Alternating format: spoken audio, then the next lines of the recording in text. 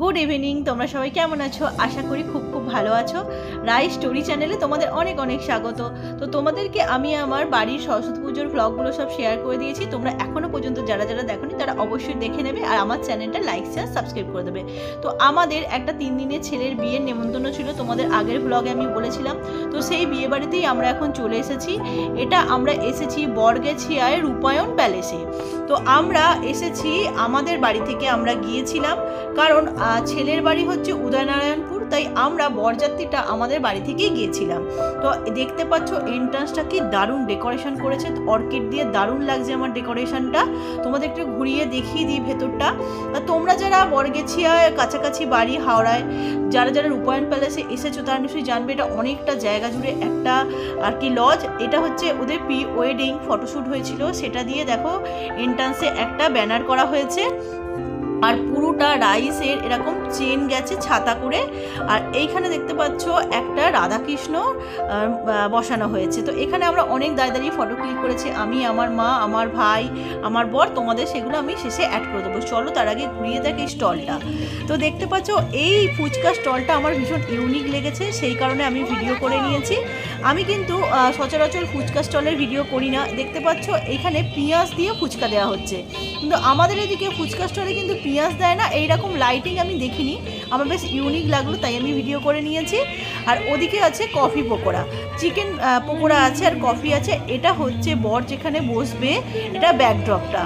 তো তোমাদের একটু আমি ঘুরিয়ে দেখিয়ে দিই। এই দেখো আমি এখানে খাচ্ছি হচ্ছে চিকেন পকোড়া, আমি কফি আগে খেয়ে নিয়েছি। তো আমার বর এখন ভিডিও করছে, আমার মা আর আমি চিকেন পকোড়া খাচ্ছিলাম। তো আমার মা আর নেয়নি, আমি আর একটা চিকেন পকোড়া নিয়ে খাচ্ছি আর আমার বর ভিডিও করছে। তারপর চলো তোমাদের একটু ভেতরটা ঘুরিয়ে দেখিয়ে দিই, এদের ডেকোরেশনটা খুব সুন্দর হয়েছে।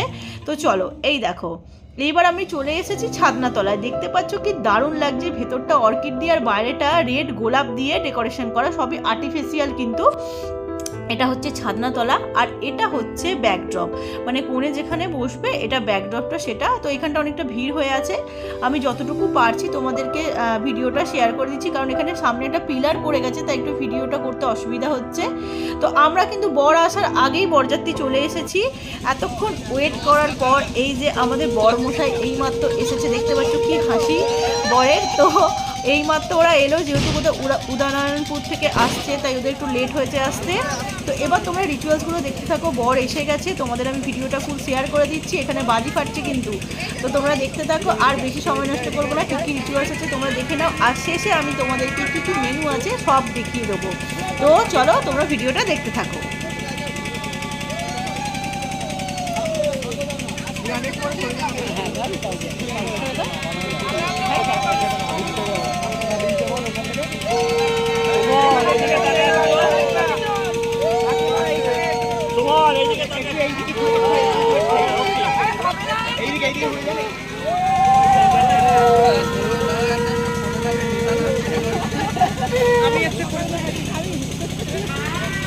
জলটা একবার ধরো।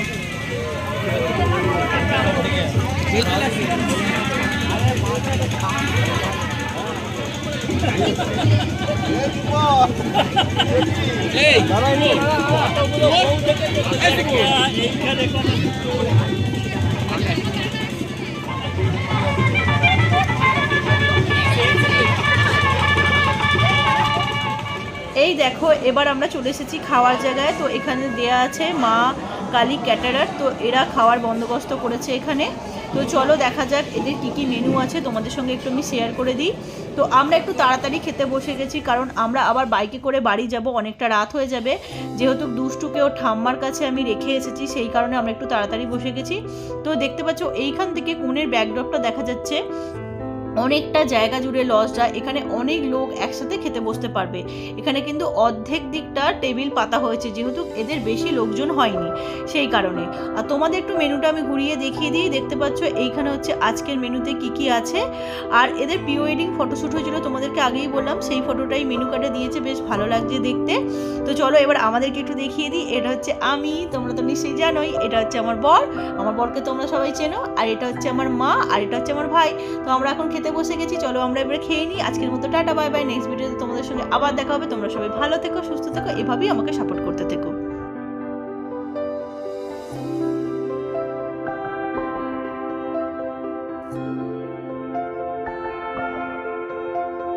you.